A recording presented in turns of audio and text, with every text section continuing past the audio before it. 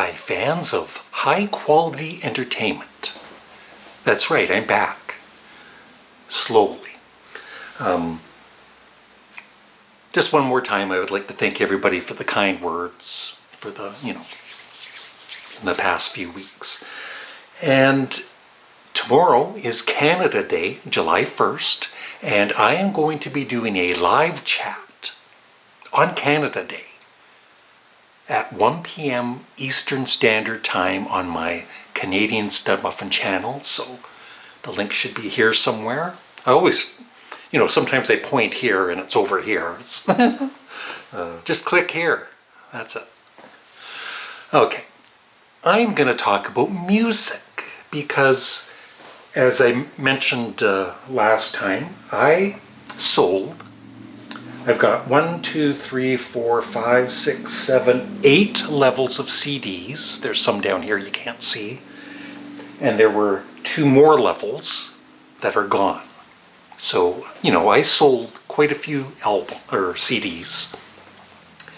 And I don't regret selling any of them because, as I've said before, there's so many CDs in my collection I never get around to listening to. And I still actually want to cut down a bit more, but we'll see. I'm in no hurry to do that. But it's also given me a chance to listen to some albums that I haven't listened to in a long time. So that's what this video is about. Where am I?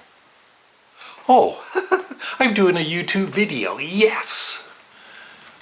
So now that I've cut down on the CDs I do have, I'm starting to listen to some albums I haven't listened to sometimes in years.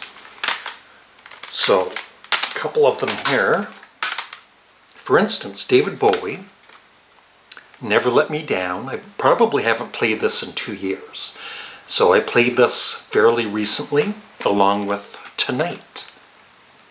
And these are, 2 of David Bowie's least loved albums. They're near the bottom of the rankings for most David Bowie fans.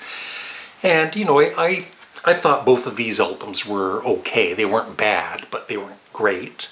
But I enjoyed listening to these.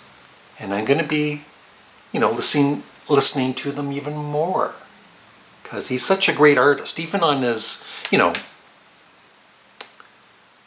his albums that aren't the greatest, they're still very good. So, David Bowie.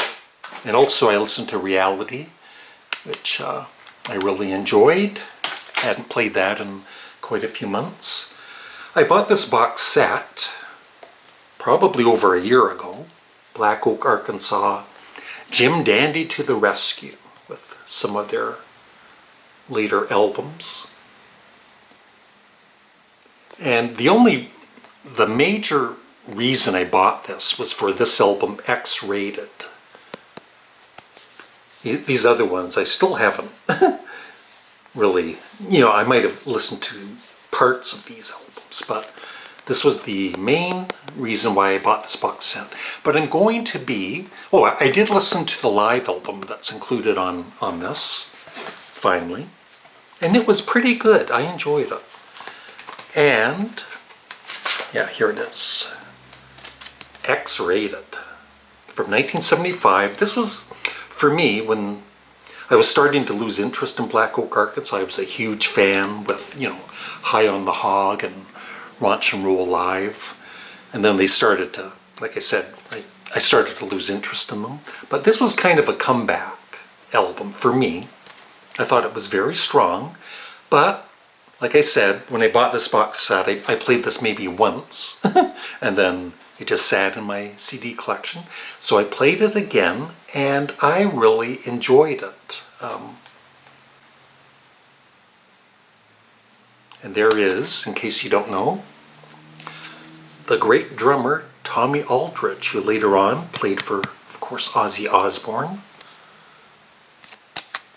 So yeah, very good album, and I will be checking out more of these. Yeah, Live Reading, 1976. It was a very good live album. Yeah, Race with the Devil. I did play a bit of Race with the Devil, and I was kind of impressed with it too. And then I'd Rather Be Sailing, which is kind of, they're being more commercial and poppy.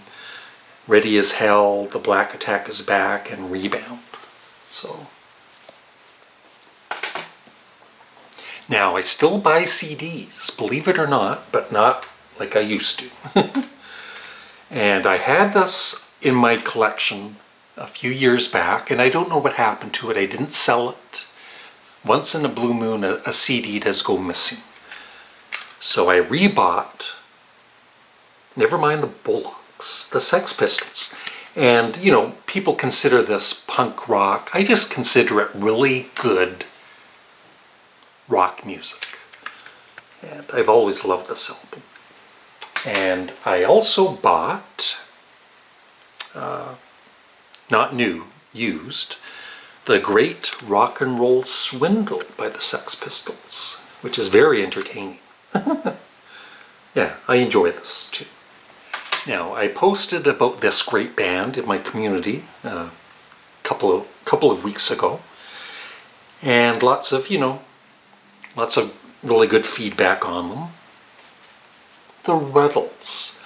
I had not played this probably in 2 or 3 years, even though I always enjoy it when I listen to it. And so once again, I played it recently, and it's seriously so good. My favorite tracks are Piggy in the Middle, Cheese and Onions, Let's Be Natural, of course, Ouch, Double Back Alley.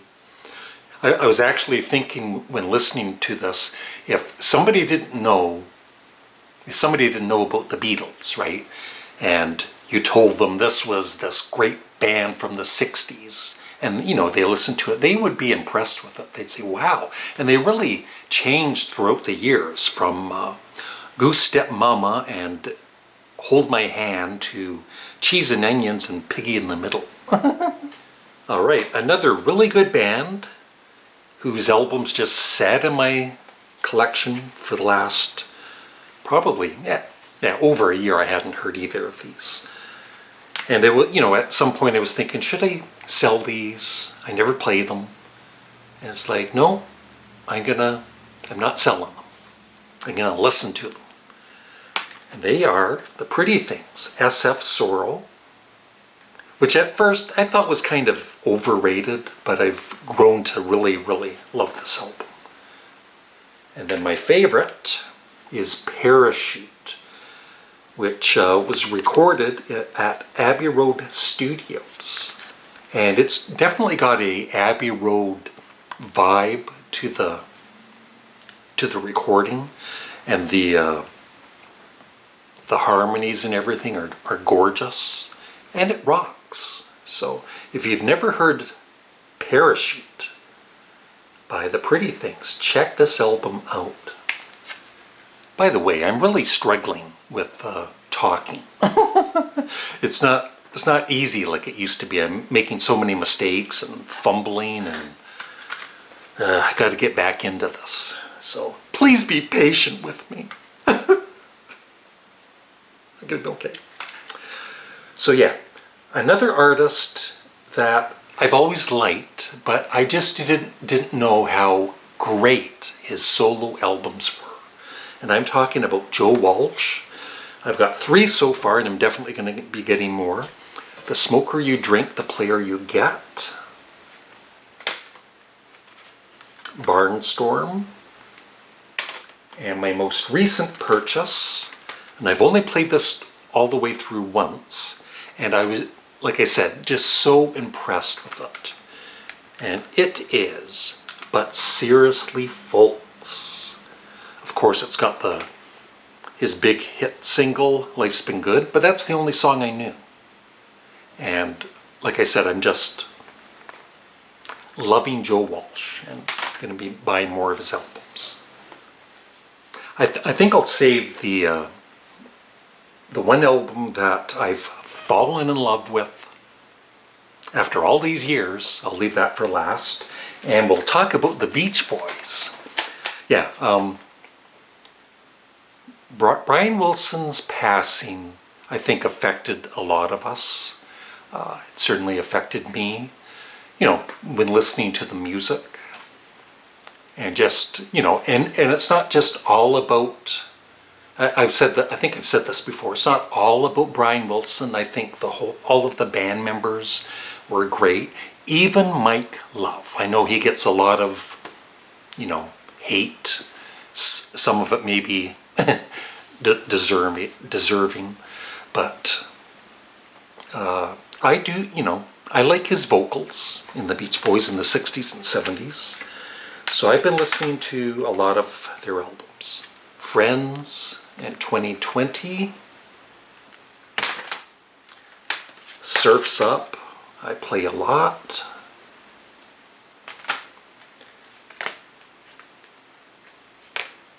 Summer Days and Summer Nights.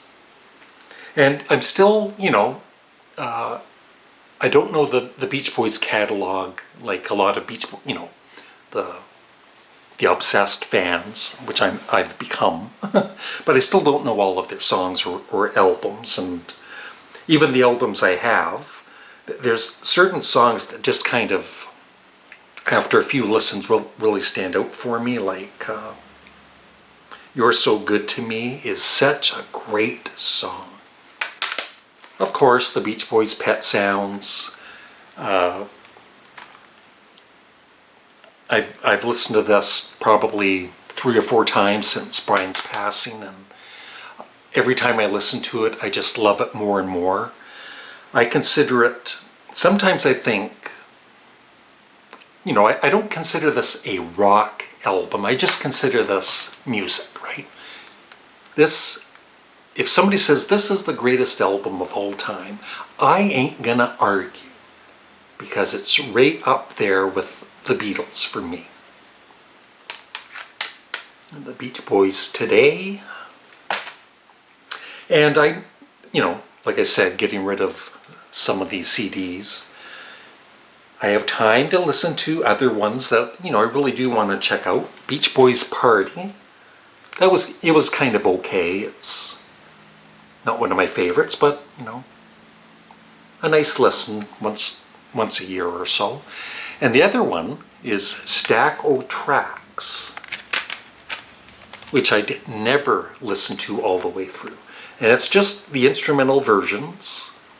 You know, they've taken off all the vocals and it's just the music. And I really enjoyed this. Okay, so the last album.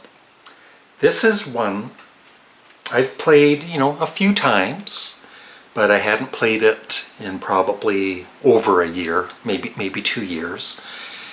And when I played this, this is what I love the most about music, is, you know, you buy an album, you listen to it, you think it's okay, or it's good, or it's disappointing. And then over time, it might be years later, you play it again, and it finally, I did it. It finally connects. And boy, oh boy, did this one connect with me. You know, everything I've been going through lately, it just affected me. And there were tears. But they were happy tears. I used to like, now I love the band. Music from Big Pink. And it's funny, I know that George Harrison was a big fan of this album, and of course Bob Dylan and many others. But I was kind of wondering, I wonder what if Paul McCartney was a fan of this too. And then just recently, I think it was on Twitter or X, and I came across this thing, Paul McCartney's 3 favorite albums. Pet Sounds, I forget what the other one was, but he mentioned Music from Big Pink as one of his 3 favorite albums of all time. And I also listened to last night Cahoots, which I feel is just very underrated. I love this album. I can see why people think this is better than Cahoots, but I still think this is a really strong album that doesn't get the love that it really truly deserves. So it took me feels like half an hour to do this video. I'm going to do a lot of editing because I was kind of, stammering sometimes, like I always do, and just trying to get back into the rhythm of doing YouTube videos. And I don't know, I don't think I'm going to be posting a video every day yet. As you can see, I'm struggling talking. But it's good to be back, and thanks again for all of the kind words. And that's it. Remember to drop by my live chat tomorrow at 1 p.m. Eastern Standard Time on Canada Day.